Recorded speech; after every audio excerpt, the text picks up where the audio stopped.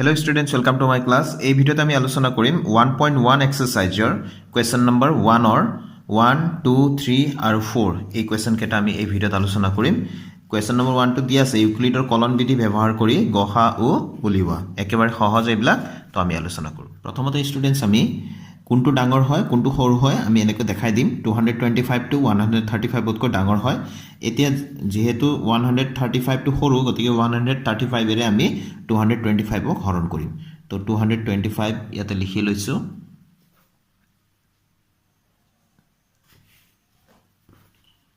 তো এতিয়া ইয়াক আমি হৰণ কৰিম 135 এৰে। তো আমি দেখিলে গম পাওঁ সংখ্যা কেটা যে 135 এৰে 225 ক এবাৰে আমি হৰণ কৰিব পাৰিম। এবাৰ দিলো 135 হল। এতিয়া আমি বিয়োগ কৰিম 5 ৰ 5 গল 0। এতে ধাৰ কৰিলো 12 হল 12 পৰা 3 গলে 9 এফালে 1 পৰা 1 গল 0। তো এতিয়া ইউক্লিডৰ কলন বিধি বা ইউক্লিডৰ প্ৰমেয়িকাটো অন্য একো নহয় আমি সৰুতে যেটো পাইছিলো যে ভাজ্য ইকুয়াল টু ভাজক পূৰণ ভাগফল যোগ ভাগশেষ সেইমতে লিখিম। এতিয়া ইয়াতে ভাজ্য কি আছে 225 ভাজক কি আছে 135 আৰু ভাগফল 1 আছে ভাগশেষ কিমান আছে 90 আছে। তো ভাজ্য 225 equals ভাজক 135 পূৰণ ভাগফল 1 প্লাস ভাগশেষ 90। ঠিক আছে আমি গহা উলিয়াইছো কাৰকাৰ মাজত গহা উলিয়াইছো আমি 135 আৰু 225 ৰ। গতিকে আমি যেতিয়ালৈকে ভাগশেষটো শূন্য নাপাও প্ৰসেসটো আমি জাৰি ৰাখিম। এতিয়া কোনটোৰে কাক হৰণ কৰিম যেটো ভাগশেষ আছে ভাগশেষটোৰে আমি যেটো ভাজক আছিল ভাজকটোক আমি হৰণ কৰিম। তো ইয়াতে লিখি লব পাৰি এনেকে। তো আমি 135 ক এবাৰ হৰণ কৰিম 90 ৰে। তো 90 ৰে 135 ক ইয়াতো আমি দেখিলে গম পাও দুবাৰ দিয়াৰ লগে লগে 9 দুগুণ 18 180 হৈ যাব। গতিকে আমি এবাৰে দিব পাৰিম। তো এটো 90 হৈ গল।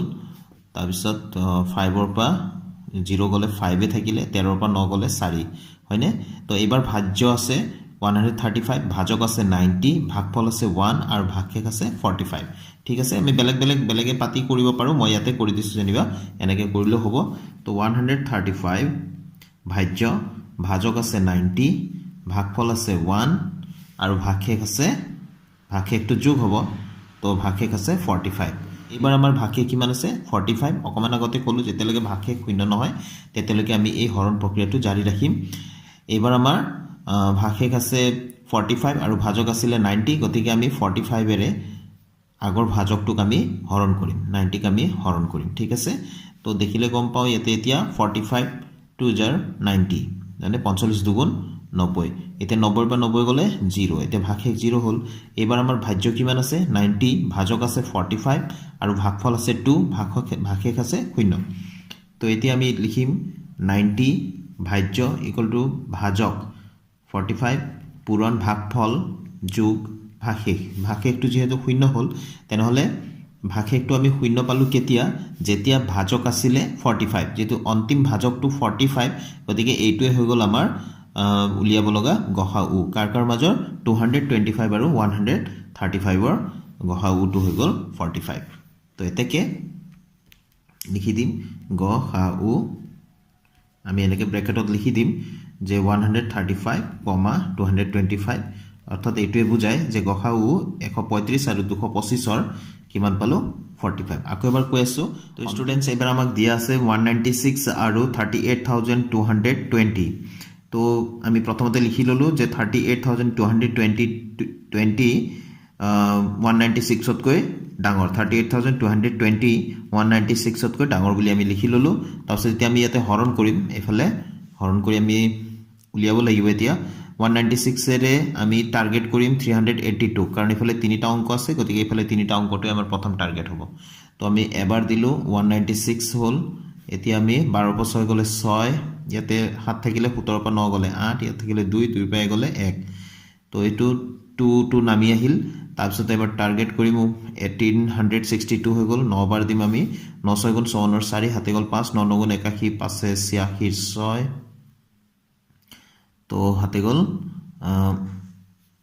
8 তাৰপিছত 9 গুণ 9 9 8 থাকিব 17 1764 আমি পালো। এটা বিয়োগ কৰিম 12 পৰা 4 গলে 8 এফালে পৰা 9 আহিলে। এতিয়া আমি নমাবলগীয়া এই শূন্যটো আছে এটো ভাগশেষ নহয় নমাবলগীয়া শূন্যটো আছে নমাই দিলো। এবাৰ আমি 5 বাৰ দিম। তো 5 30 শূন্য হাতে গল 3 5 45 3 48 8 হাতে গল 4 5 5 4 9 তো আমি দেখিলো শূন্য পাই গলো তো একেবাৰে হৰণ কৰোতে আমি শূন্য পাই গলো তো এবাৰ ভাজ্য আছে 38220 ভাজক আছে 196 ভাগফল 195 পালো আৰু ভাগশেষ পালো 0 তো আমি এতিয়া ইয়াতে লিখি দিম যে ভাজ্য 38220 ঠিক আছে ইকুৱেল ভাজক আছে 196 পূৰণ ভাগফল 195 আৰু যোগ ভাগশেষ 0 তো ভাগশেষ 0 আমি কোনটো ভাজকৰ কাৰণে পালো এই ভাজক নহয় জানো এবাৰতে পাই গলো গতিকে এইটো হৈ গল আমাৰ গহা উ হ'ব তো এতেকে গ হা উ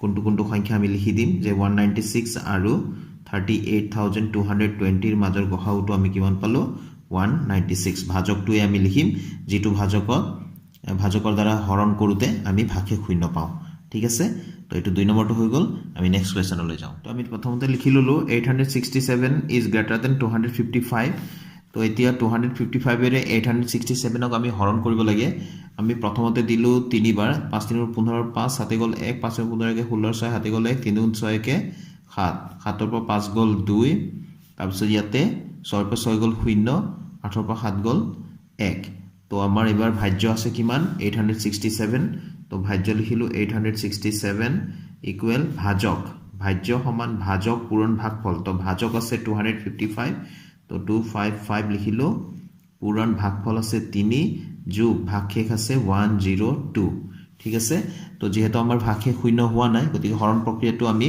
জাৰি ৰাখিম এবাৰ ভাজক হ'ব 102 যেটো ভাগশেষ আছে এটো ভাজক হৈ যাব আৰু ভাগকা কৰিম আমি যেটো আগৰ ভাজক আছিল তাক আমি হৰণ কৰিম ঠিক আছে আমি বেলেগকৈ লিখি পেলাইও কৰিব পাৰা তোমালোকে মই ইয়াতে এনেকে কৰি দিছো এনেকে কৰিলে হ'ব তো 255 ক আমি হৰণ কৰিম 102 ৰে তো দুবাৰ দিলো 2 দুগুণ 4 2 গুণ 0 2 গুণ 2 এটো 2 দুগুণ 4 2 গুণ 0 2 গুণ 2 নিশ্চয় বুজি পাইছা 5 পৰা 4 গলে 1 আৰু 5 পৰা 0 গলে 5 তো এবাৰ ভাজ্য আছে আমাৰ 255 255 ভাজক আছে 102 ভাগফল আছে 2 আৰু ভাগফল আছে ভাগশেষ আছে 51 তো ভাজক 255 ইকুৱেল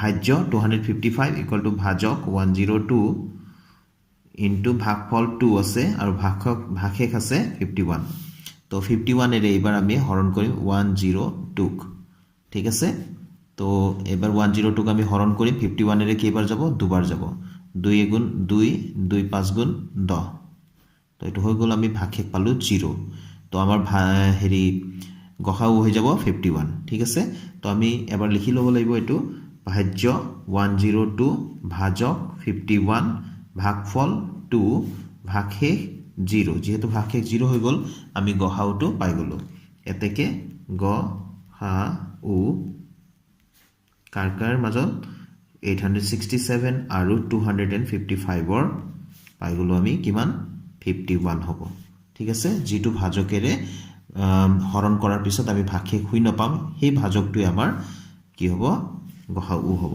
এটো হৈ গল আমাৰ আনসাৰটো এটা নেক্সট কোৱেশ্চনলৈ যাওঁ এবাৰ আমাক দিছে ষ্টুডেন্টস 272 আৰু 1032 তো আমি লিখি ললো 1032 ইজ গ্ৰেটাৰ দেন 272 এ 272 ৰে 1032 ক আমি হৰণ কৰিম ভাজক 272 ভাজ্য 1032 তো ইয়াক আমি হৰণ কৰিম আমি তিনিবাৰ দিম তো 3 দুগুণ 6 7 গুণ 21 1 হাতে গল 2 3 গুণ 6 7 8 চাৰিবাৰ দিলে বেছি হৈ যাব গতিকে তিনিবাৰে দিব লাগিব 12 পৰা 6 গলে 6 ইয়া থাকিলে 2 2 পৰা গলে 1 10 পৰা 8 গলে 2 216 পালো এবাৰ আমি লিখিম ইয়াতে ভাজ্য মানে 1032 ইকুৱেল টু ভাজক 272 ইনটু ভাগফল যোগ ভাগশেষ ঠিক আছে তো ভাগশেষটো যেহেতু শূন্য হোৱা নাই হৰণ প্ৰক্ৰিয়াটো আমি জাৰি ৰাখিম এবাৰ ভাগশেষটোৰে আমি হৰণ কৰিম আগৰ যেটো ভাজক আছিল তাক হৰণ কৰিম ঠিক আছে মই ইয়াতে লিখি দিলো 272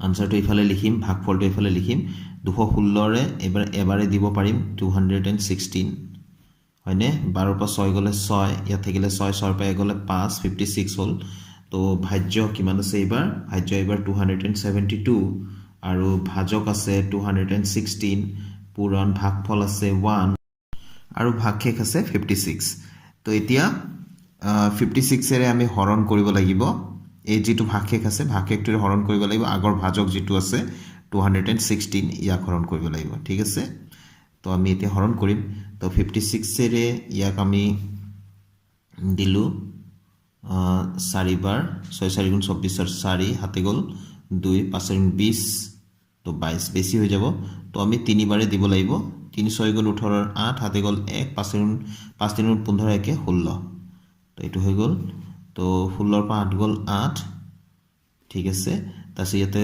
শূন্য আছে এতিয়া 10 হল 10 পৰা 6 গলে 4 48 হল তো এবাৰ ভাজক 56 ভাজ্য আছে 216 তো 216 ইকুয়ালস ভাজক পূৰণ ভাগফল যোগ ভাগশেষ ঠিক আছে তো এতিয়া 48 এৰে আমি হৰণ কৰিব লাগিব এবাৰ এই 56 ক যেটো আগৰ ভাজক আছিল 56 ক হৰণ কৰিম 48 এগুণ এটো কিমান হ'ব 48 তো ইয়াতে এতিয়া 16 পৰা 8 গলে 8 তো এবাৰ 56 আছে আমাৰ ভাজ্য ভাজক আছে 48 আৰু ভাগফল আছে 1 আৰু ইফালে ভাগশেষ আছে 8 তো এই 8 টুৰে এবাৰ আগৰ যেটো ভাজক আছে 48 তাক আমি হৰণ কৰিম তো এতিয়া 48 হৰণ কৰিম 800 গুণ 48 তো এতিয়া আমাৰ ভাগফল ভাগশেষ আমি 0 পালো হয়নে 48 পৰা 48 মাইনাস কৰিলে 0 পাম তো আমাৰ গসাগুটো হৈ গল 8 এটো 8 টো হৈ যাব আমাৰ গসাগু তো আমি শেষৰটো লাইনটো আমি লিখিম 48 আমাৰ ভাজ্য আছে ইকুয়ালস ভাজক আছে 8 ভাগফল আছে 6 আৰু ভাগশেষ আছে 0 তো এতেকে গ হা উ আমি কাৰকাৰ মাজত উলিয়াব লাগিছিলে আমি উলিয়াব লাগিছিলে 272 আৰু 1032 ইহঁতৰ গসাগু কিমান হৈ গল শেষৰ ভাজকটো হৈ গল 8 গতিকে আনসাৰটো 8 তো এটো হৈ গল আমাৰ শুদ্ধ আনসাৰটো তো আজিৰ ভিডিওটো মই ইয়াতে সামৰিছো ষ্টুডেন্টস আশা কৰো তোমালোকে অংকটা বুজি পাইছা নেক্সট ভিডিওত আকৌ লগ পাম নতুন কোৱেশ্যনৰ সলিউশনৰ সৈতে thank you students keep watching my channel